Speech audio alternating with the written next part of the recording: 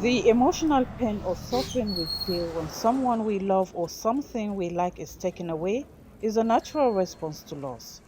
Most time the pain can be overwhelming.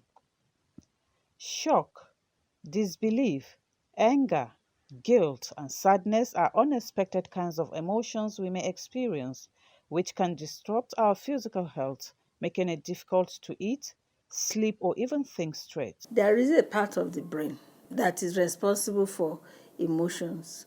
And when a person is grieving, that part of the brain is affected. And that part of the brain then directs the rest of the brain to respond, and then you get the grief response. When a person is bereaved and the person cannot sleep, that person can be irritable, that person may have poor concentration. All of these have to do with the brain.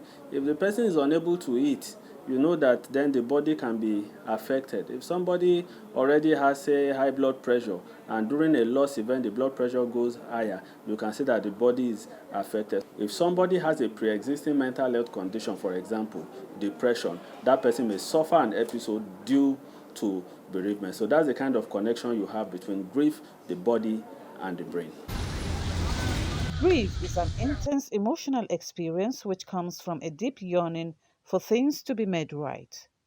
It can open us to ultimate wholeness and restoration by understanding the biological effect of loss on the brain and use it to help ease the pain. Normally, the way that a person grieves, the way that individuals grieve with the person would eventually help their brain, their whole psyche to resolve that loss, to know that something is lost, but they receive comfort from people around, comfort from their own inner resources, they've drawn on their inner strengths, and they're moving on.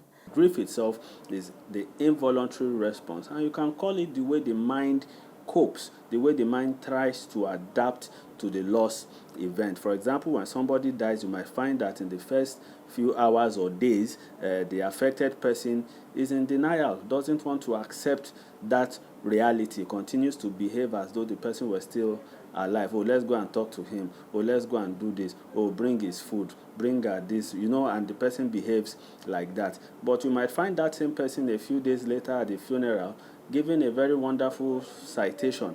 At that time, that person has started coming to terms with the reality that this loss event has indeed taken place. So it's not particularly something you can predict. It varies from person to person, and the intensity also varies. It is okay to grieve, and there is no timeline for how long grief lasts or how we should feel after a certain time. The severity and length of our pain is a result of the value of who or what we lost.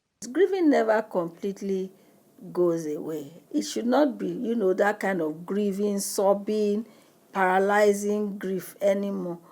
Grief ends up being toned down with time. So we expect that those sharp responses of grief should be gone within at most 6 months. If after 6 months somebody is still weeping every day, unable to go to work, unable to study, unable to function, then we're going to take it that something is wrong. Grieving a loss is inevitable.